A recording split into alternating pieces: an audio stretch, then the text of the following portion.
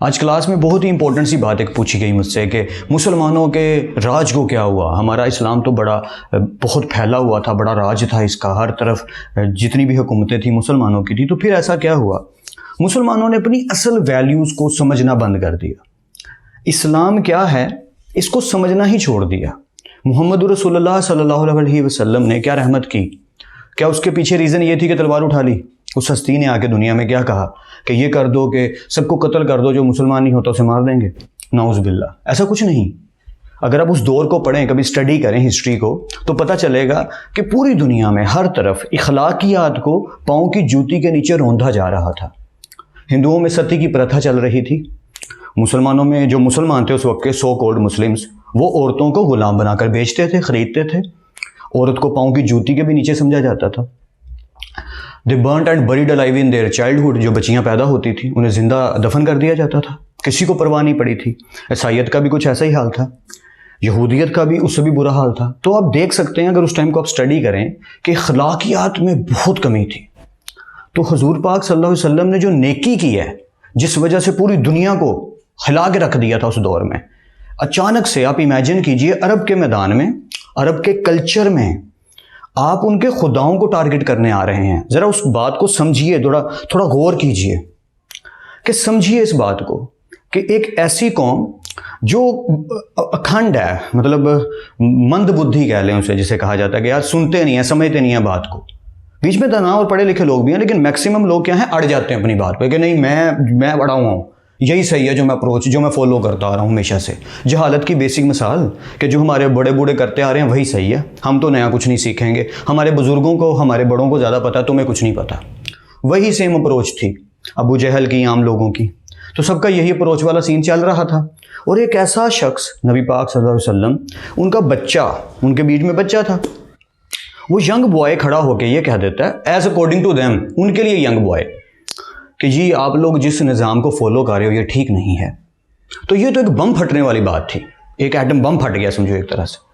Taif के लोगों ने क्या किया था सबको मालूम है, हिस्ट्री पढ़िए प्लीज़, सब लोग ज़रूर पढ़ा कीजिए, और बेसिक बातों का तो सबको ही अंदाज़ा है।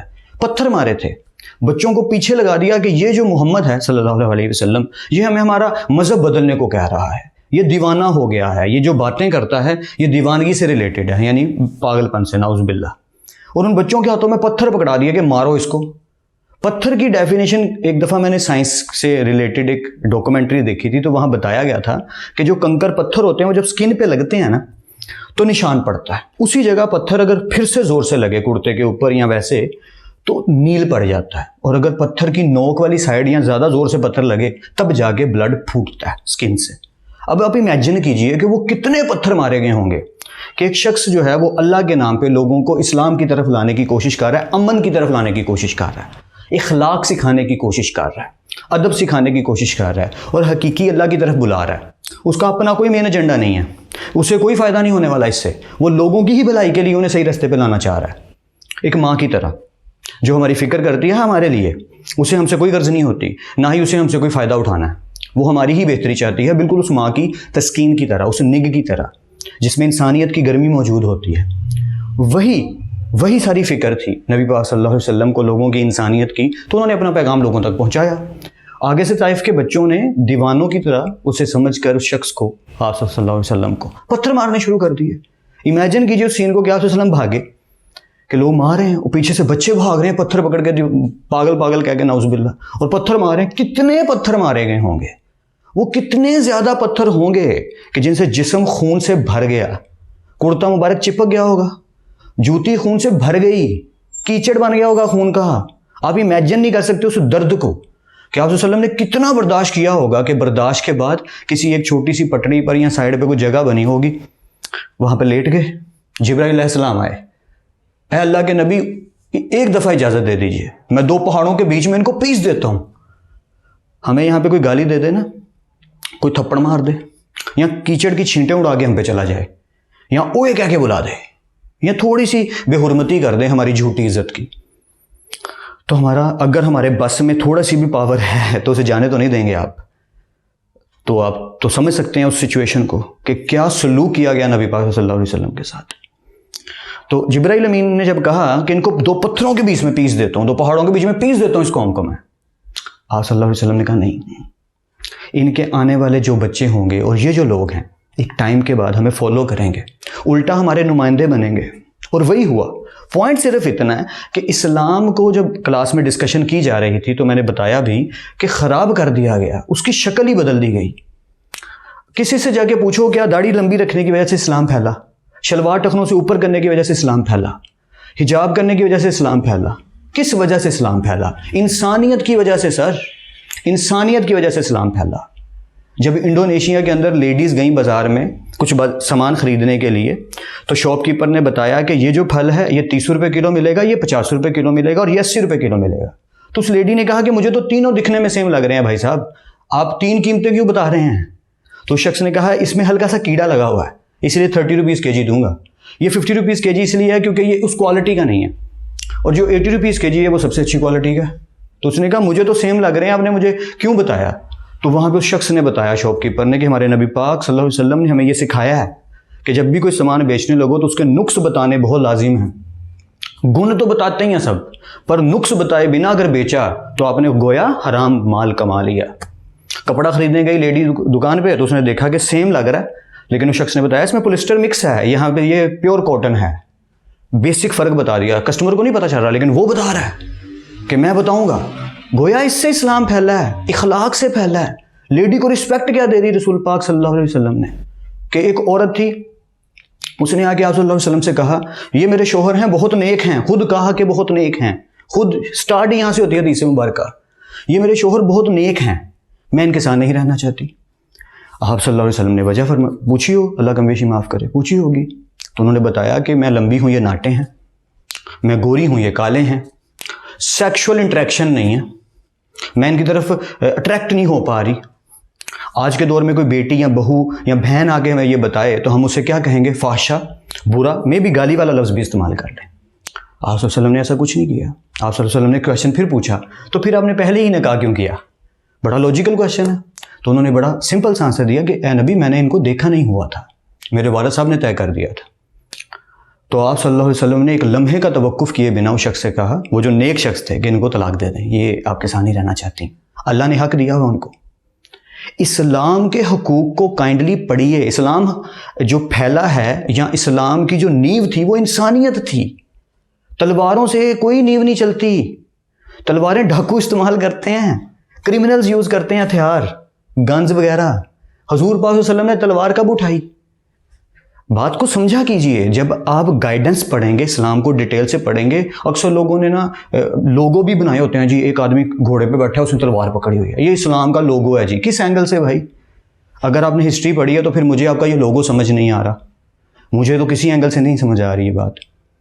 और जी इस मुकाम के ऊपर नबी पाक सल्लल्लाहु अलैहि वसल्लम ने तलवार उठाई थी, उसकी बैकग्राउंड हिस्ट्री पढ़ी है आपने कि किस कदर जुल्म की इंतहा हो चुकी थी, किस कदर। तो आप ना चीज़ों को समझा कीजिए। आप खाम में किसी भी चीज़ को पकड़ के लगा मत दीजिए। अगर कोई हिंदू भी है तो भगवत गीता पढ़े कि कृष्ण ने क्या फरमाया है, कर्म किए जब फल की चिंता छोड़। बुद्धा ने क्या कहा कि नंगे पाँव चला करो, तुम्हारे जूते खड़ाउन, जो लकड़ी के जूते होते थे उन्हें खड़ाउन कहा जाता था, तुम्हारे जूतों के नीचे आने से कुछ कीड़ियाँ और मकोड़े मर जाते हैं। मज़हब तो इंसानियत सिखा रहे हैं। कौन सा मज़हब है जो मार काट लड़ाई झगड़ा सिखा रहा है? बिजनेस सिखा रहे हैं भाई। ये जो हमारे उलमाए दीन हैं, जिन्हें उलमाए सू कहूँगा मैं तो, क्योंकि डॉक्टर इसार अहमद साहब भी वही कहते हैं, ढोंगी लोग जो अपना बिजनेस चलाने की चमक में इस्लाम का लिबादा ओढ़े हुए हैं। कोई बहुत ही गुनाहगार किस्म का हिंदू है और वो पंडित जी बना हुआ है, खैर से सो कॉल्ड पंडित जी, कोई प्रीस्ट बना हुआ है, मज़हब के नाम पे लड़ा रहे हैं लोगों को। भाई हमारा मज़हब हम खुद पढ़ लेंगे, हम सीख लेंगे। लोगों से मैं अक्सर पूछता हूँ इस्लाम का मतलब क्या है? अलिफ सीन लाम अलिफ ला मीम, इस्लाम का मतलब क्या भाई? तो लोग कहते हैं जी सलामती करना। सलामती करना मतलब इस्लाम के मायने क्या है? जी अमन कायम करना। चले मान लेते हैं थोड़ी देर के लिए, सलामती करने वाला, अमन कायम करने वाला, इखलाक वाला, उसे इस्लाम कहते हैं। उस प्रोसेस को इस्लाम कहते हैं, या उस प्लेटफॉर्म को इस्लाम कहते हैं जो ये सिखा रहा है। ठीक है, ओके। तो मुसलमान कौन हुआ? उसे फॉलो करने वाला। मुसलमान हुआ उसको फॉलो करके, उसको अमल करके वजूद में लाने वाला। वही हुआ ना मुसलमान, जो अमन कायम करने में लगा हुआ है। तो अमन कायम करना मुसलमान का काम है, लड़ाइयाँ छुड़वाना, लड़ाइयाँ करना नहीं। कोई तलवारें उठाए तो उसकी तलवारें झुकाना। हक के लिए खड़े हो जाना। जान तो कोई भी दे देगा, जान की तो वैल्यू कोई नहीं। अभी सोएंगे सुबह उठेंगे कि नहीं, नहीं पता। अभी चलेंगे पाँव टकरा जाएगा किसी चीज़ के साथ, माथा लगेगा दीवार के साथ या ज़मीन पर, उसके बाद उठेंगे कि नहीं, नहीं पता। अभी रोड क्रॉस कर रहे होंगे या किसी बाइक पे या गाड़ी पे जा रहे होंगे, कोई आगे चीज़ टकराएगी और नहीं रहे, कल 4 कंधे आएंगे ज़मीन में 6 फुट नीचे दफन करके चले जाएंगे। तो मौत का तो इशू ही नहीं है कि ज़िंदगी मौत क्या है, उसकी तो बात ही नहीं हो रही। बात यह है कि जो आपकी सांसें चल रही हैं, ये जो वक्त आपको मिला हुआ है, आप उसको कैसे यूज़ कर रहे हैं, किस तरफ आप लगा रहे हैं अपना काम।